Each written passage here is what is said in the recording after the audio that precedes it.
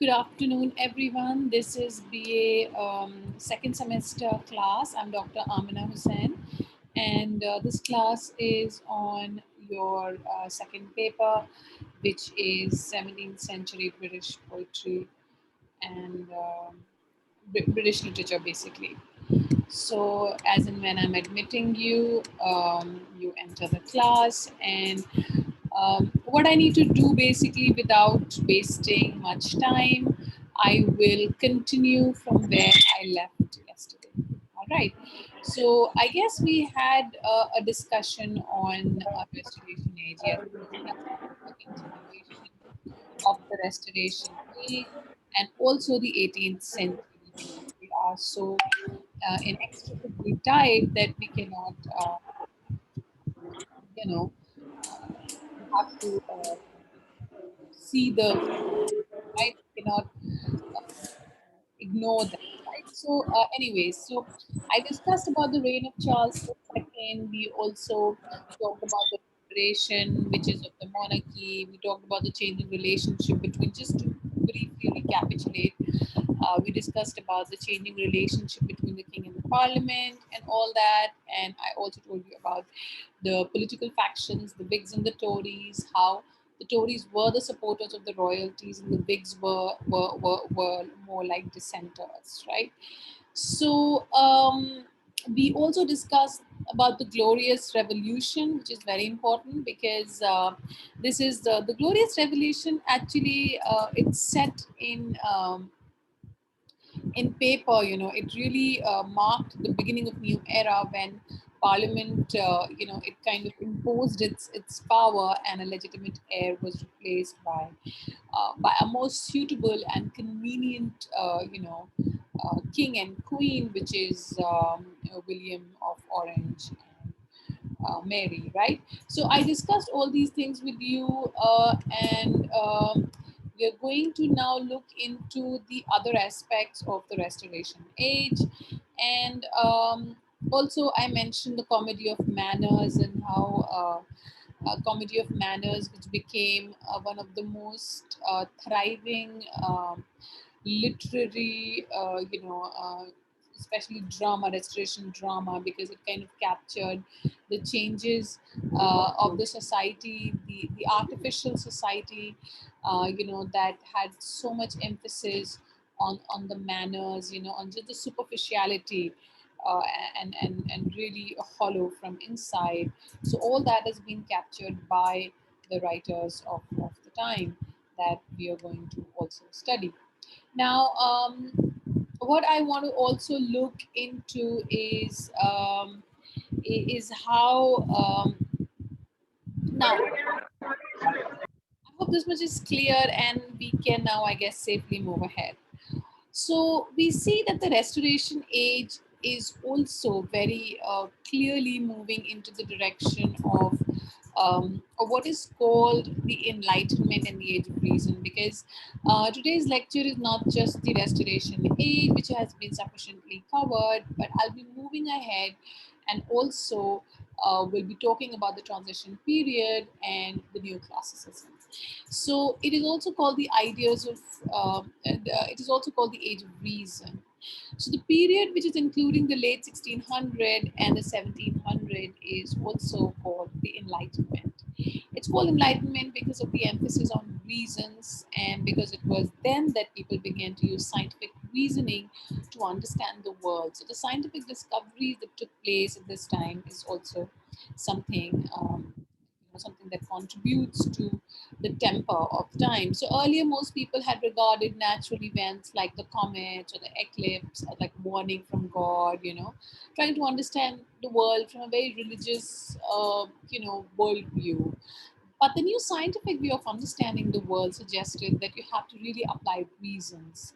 And people could know the natural causes of such events, by understanding the reasons behind them. So there are more students who wants to be admitted. Okay, so all right. So moving ahead, what do we really mean by the age of the age of reason? So the scientific method. So here I think you have to talk about Sir Isaac Newton.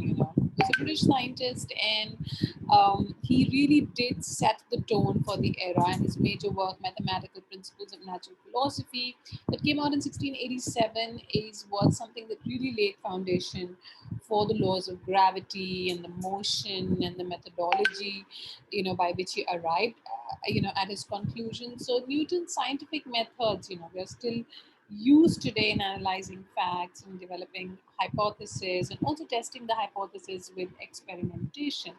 So all these things, it's a very different worldview, of where scientific methods are being employed.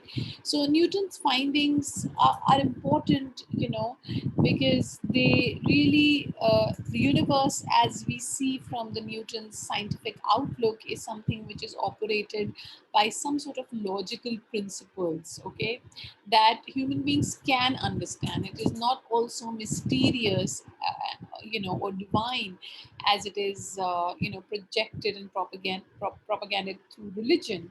So that's what happens, and the scientists are searching for principles, and they're making discovery, trying to understand the logic, and especially astronomers, they also learn that stars are not fixed and that they're moving, um, and then there are botanists, there's zoologists, all these discoveries about the plant, the animal kingdom is something, is important in this period, and that is the reason why it is called the age of enlightenment or the age of reason.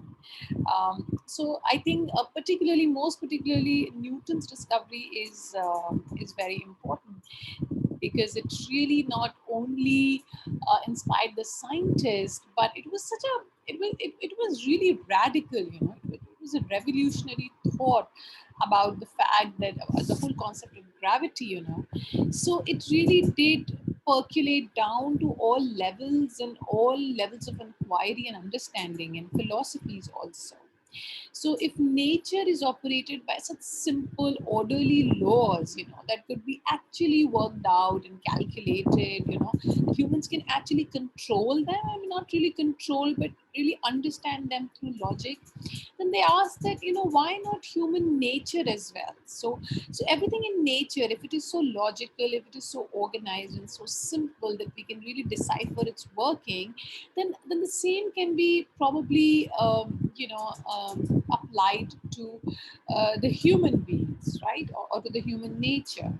So why couldn't scientific methods be used to really predict the economic trends or figure out about the people and the government? So you try to understand that how the scientific temper is now shifting towards the understanding of people and society and economics and everything else. Okay, so all these things, they're so interrelated, and that's when we will come on to one of the major thinker of the time, who believed that reasonable people could actually create a perfect society. So if we know how people behave, if we know the reasons, if we can regulate the behavior, then maybe there is a way by which we can make a perfect society, an ideal society. So we have philosophers like John Locke, okay, who really encouraged people to use their intelligence to get rid themselves of unjust authorities. So again, you realize that there's a lot of emphasis on reasoning, intelligence, and there's an underlying belief now that human beings are capable. They're capable, evolved beings, who can really rise above, all these things, and are naturally kind of propelled, to envision a society which is perfect. So rejecting the divine rights of king, that has happened long back. So I hope nobody has doubt about that. How the parliament is growing in power, in size, and the king's authority is being curtailed. The bills of right came. So many laws were being passed, and all these laws eventually, made king just a nominal head, like a puppet, just for name's sake. The actual power invested in the parliament, and we see that. So when the divine rights of the kings, and this is something that was unthinkable in the previous centuries, because king was something which was anointed by God. the king had a divine right to rule over its subjects. I mean, that was the that was a theory behind the kingship, you know. So rejecting that such a divine right of King Locke then, and I'm talking about John Locke, he provided a logical justification for the Glorious Revolution. Again, I come back to Glorious Revolution because it is a very important, and it's called glorious. Why do you think it is called glorious? Can anyone tell me? All of you have been sitting so quietly. Why do you think it is called glorious? What is so glorious about this revolution of 1688? Can anyone tell me? I have discussed this earlier with you.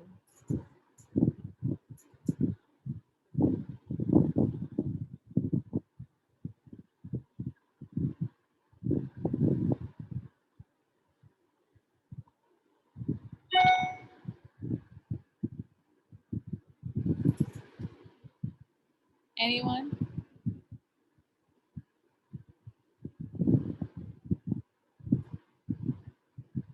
Why are you not replying? I request you to please switch on your cameras. And Jatin, tell me, why is it the glorious revolution? What is so glorious about it?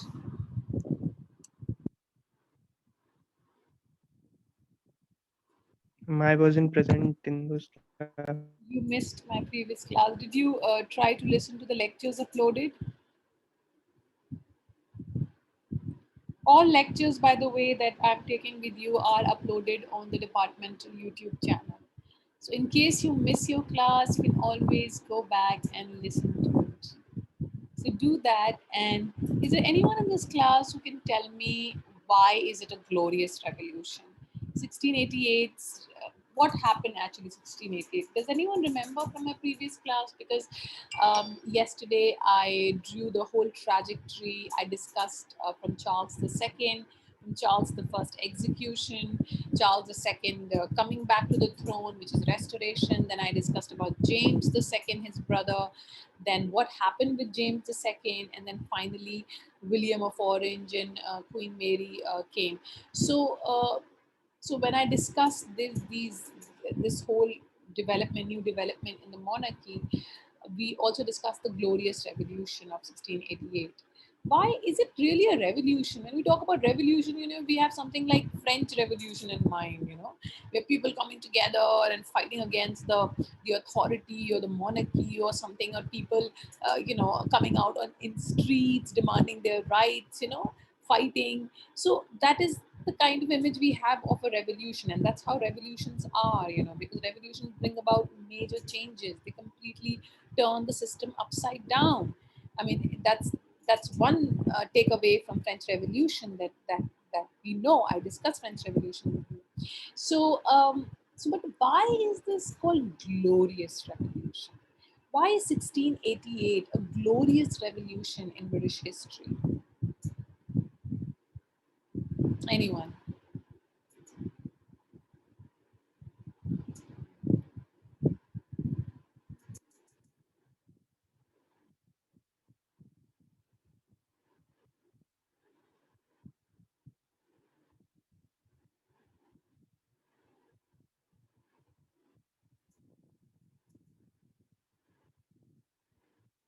Ma'am, because of religious and political conflicts. Okay, they were religious and there were political conflicts, very good. But the reason why 1688 became a glorious revolution, आप समझिए ये बात को, कि kingship एक बहुत, it's a very big, you know, it's a big tradition in the monarchy, and kings हमेशा legitimate heir ही बनाए जाते हैं, right? King का बेटा ही king बनेगा, ठीक है? और तो कोई नहीं बन सकता, यू नो, वो that the purity of blood, royalty and blood का जो एक कॉन्सेप्ट है, ये बहुत इंपॉर्टेंट होता है मोनार्की के लिए। बट 1688 में ये हुआ कि जो लेजिटिमेट एयर थे, चार्ल्स द सेकंड के कोई बेटे नहीं थे, एंड आई कैन रिपीट, मैं आई थिंक मैं एटलीस्ट 50 टाइम्स रिपीट कर रही हूँ, please pay attention everyone. I can any time ask you for a response, please pay attention. 1688 में क्या हुआ? एक्चुअली 1688 में जो हुआ उससे पहले we really need to know what happened before that. Charles second का कोई लेजिटिमेट हेयर नहीं था, उनके कोई बेटे नहीं थे। तो चार्ल्स सेकंड के बाद कौन किंग बनेगा, एक बहुत बड़ा सवाल सबके दिमाग में था। चार्ल्स सेकंड के बाद उनके जो भाई, आज नहीं आ रही है। can you hear me? Am I audible to everyone? No, I'm not. Yes, Yes, ma'am. ma'am. Kajal, please अपना Yes, ma'am.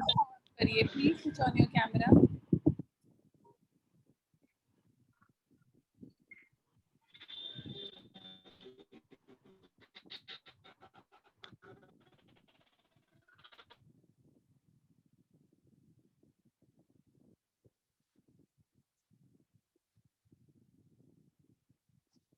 Please switch on your camera.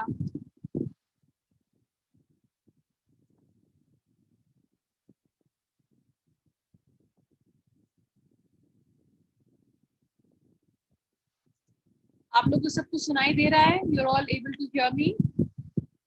All right. So I am repeating once again for the benefit of the students जो जिनको समझ में नहीं आ रहा है या फिर they are lost somewhere, that Charles the Second's की absence of legitimate heir की वजह से James the Second के जो भाई थे, he was supposed to be the king. और जेम्स सेकंड किंग वो ना बने, उनको फोर्सफुली थ्रोन से हटाने के लिए पार्लियामेंट ने एक लॉ पास किया. Okay, and that law was कि कोई कैथोलिक जो है किंग नहीं बन सकता, it has to be Protestant only. Okay, Protestantism and Catholicism दो डिफरेंट रिलीजन, दो डिफरेंट फैक्शंस हैं, दो डिफरेंट सेक्ट्स हैं basically, not factions in Christianity. Okay, and England is Protestant, and like France and other parts of the Europe are Catholic. Okay, Italy and all, they're all Catholic. So तो ये एक religion एक बहुत बड़ा reason रहा. तो what the point I'm trying to tell you is कि James the Second को kingship से हटाया गया, and then the parliament passed another bill.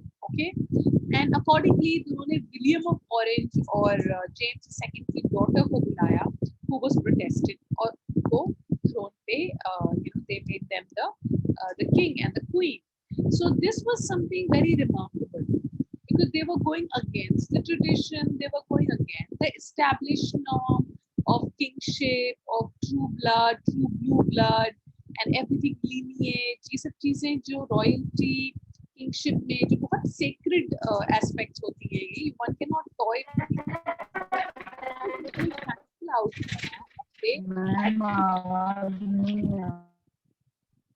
It's possible.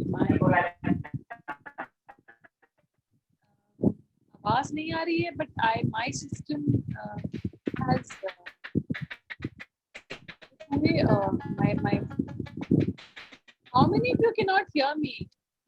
आप लोग अपना जरा चेक करिए बेटा, because मेरे तरफ से तो it is. You're right, there is a network problem because I just got off. क्या आप लोग को अब सुनाई दे रही है मेरी आवाज?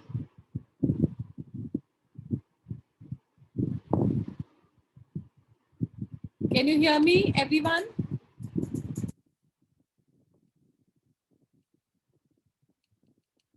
Can you hear me, everyone?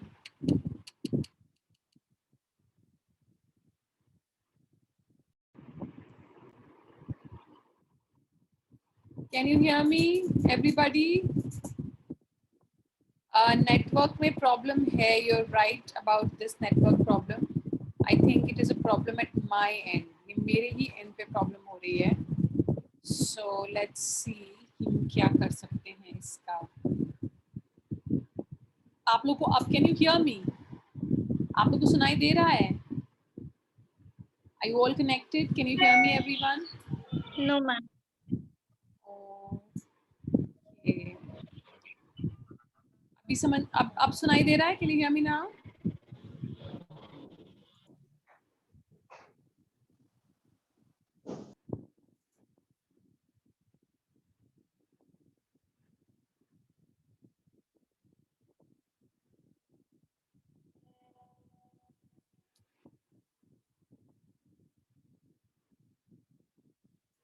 Can you hear me now?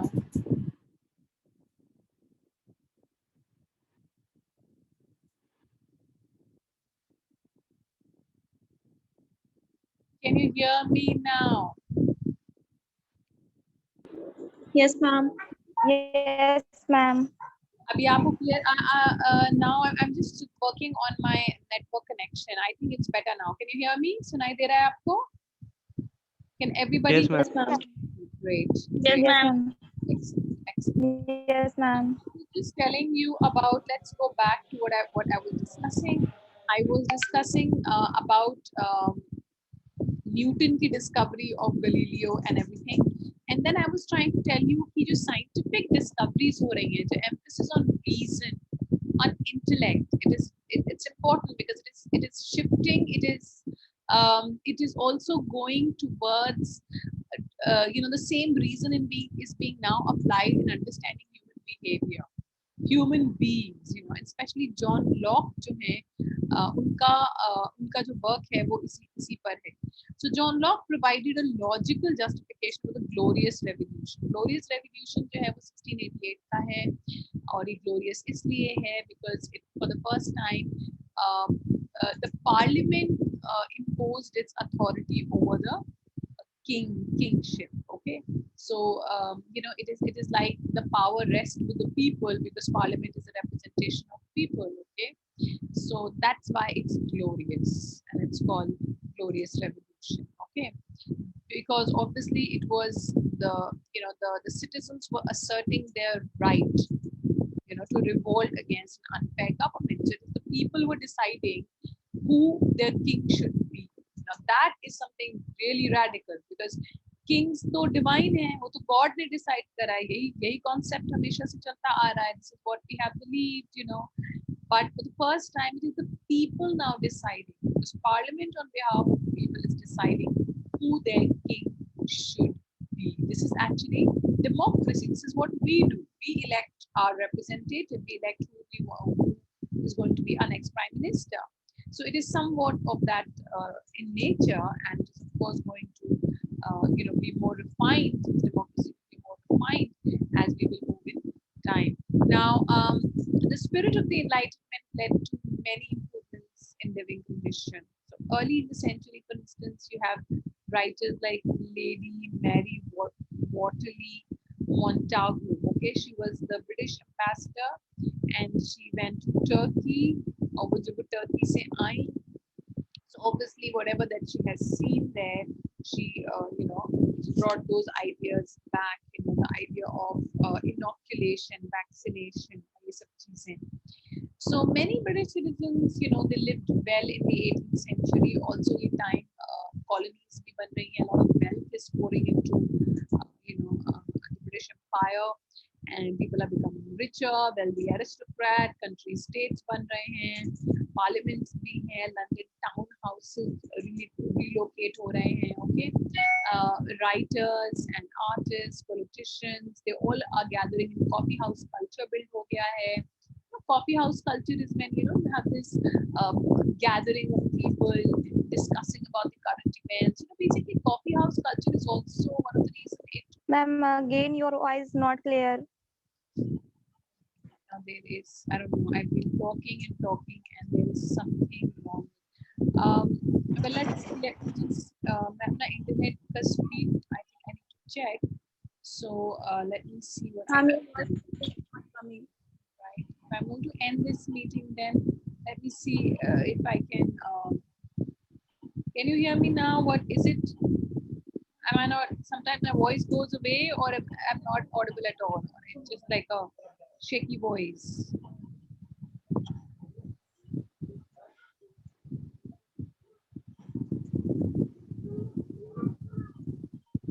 My internet connection is kind of giving me trouble today, so I have to fix it.